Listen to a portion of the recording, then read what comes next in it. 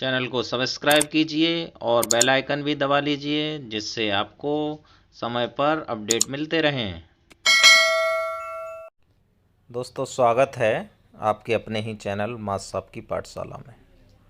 आज हम दीक्षा टीपीडी दीक्षा pocket book के अंतर्गत, जिसमें 25 कोर्स करने हैं आपको, उसके 10वें कोर्स को देखेंगे, जिसमें 100 तक की संख्याओं की समझ 1 फरवरी से 7 फरवरी तक कंप्लीट करना है आपको।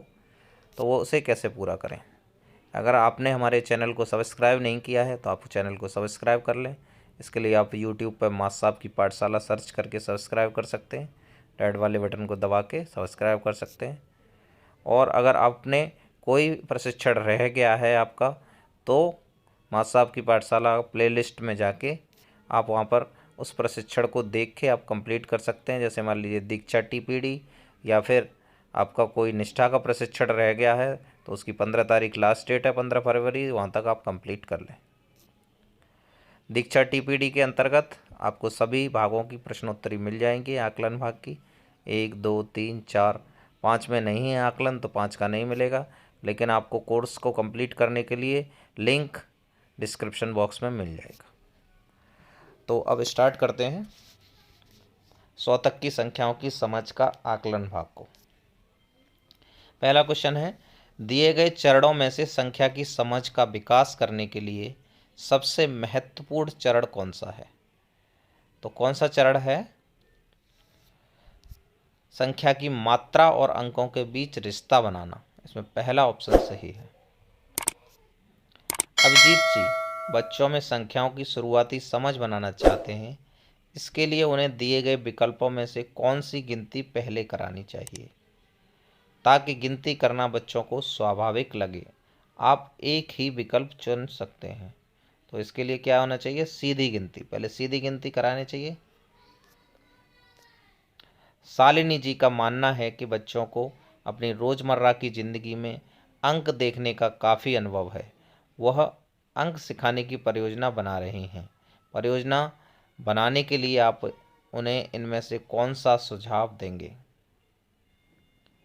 तो कौन सा सुझाव देंगे कि कक्षा और बाहर के अंक ज्ञान को जोड़ना। तो इसमें चौथा विकल्प सही है। सीधी गिनती सीखने के बाद बच्चे खुद ही उल्टी गिनती भी सीख लेते हैं। क्या आप इस कथन से सहमत हैं?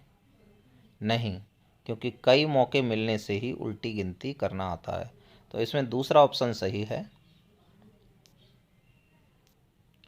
सीमा जी कक्षा 1 में यह कार्यपत्र दिया। अगले स्तर पर आप इन्हीं बच्चों के साथ कौन सी गतिविधि कराने का सुझाव देंगे? आप एक से अधिक विकल्प चुन सकते हैं। नामों और अंकों को उनकी मात्रा से जोड़ने दें। अंक और संख्या के नाम देकर संख्या की मात्रा दर्शाने को कहें। अंक देकर उसकी मात्रा के अनुसार चित्रों में रंग भरने को कहें। तो इसमें दूसरा, तीसरा और चौथा ऑप्शन सही है। नीति जी की कक्षा में सौरभ ने एक कार्यपत्र को ऐसे भरा। इस बच्चे की मदद करने के लिए आप नीति जी को क्या सुझाव देंगे?